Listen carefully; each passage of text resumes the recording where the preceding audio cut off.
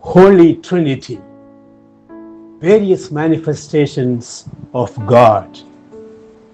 Dear friends, today the Church celebrates the solemnity of the Holy Trinity, one God in three persons. While this feast is not highlighting a mathematical puzzle of one being three, three being one, it is a feast which helps us to deepen our awareness of the mystery of God. We are not going to understand fully the mystery of God by the celebration of the Holy Trinity. We recall the famous Latin saying of St. Augustine regarding God, "Si comprehendis, non est Deus." If you have understood, what you have understood is not God. More than an intellectual celebration, it is a celebration of an experience of God in faith. As St. Paul says, we live by faith, not by sight. We can celebrate this feast to deepen our faith experience and clarify better our ideas of God, of our faith.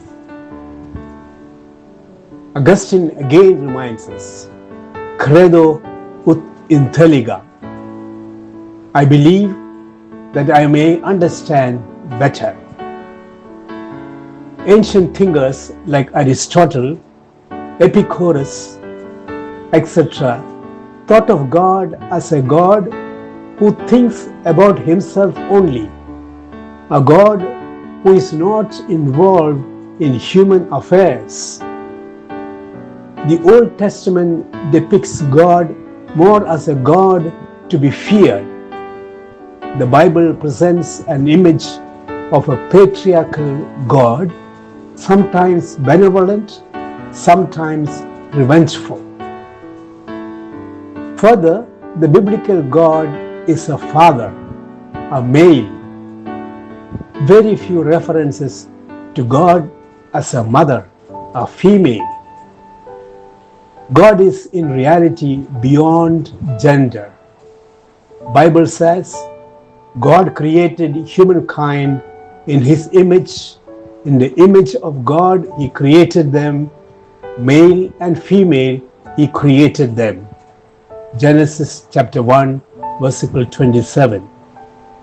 Hence, it is fitting to address God as both father and mother. No single word can contain him fully. So, we use the three words, Father, Son, and Spirit, to understand the same God. They are manifestations of the same God, just as water manifests itself as solid, liquid, and vapor. The Gospel of today, taken from John chapter 3, versicles 16 to 18, is a great manifestation of God. God so loved the world that he gave his only Son.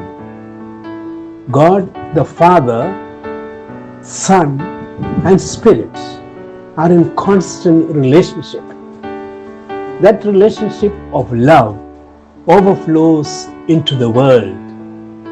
Genuine love and relationship cannot be broken under any circumstances.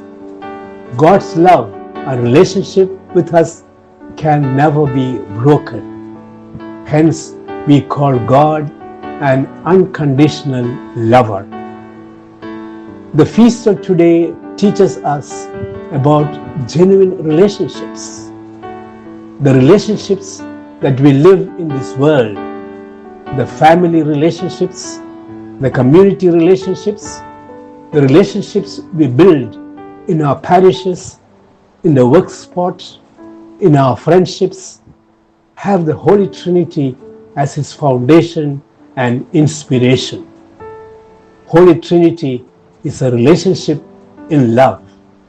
in constant giving with no expectation of return, no envy, no comparison.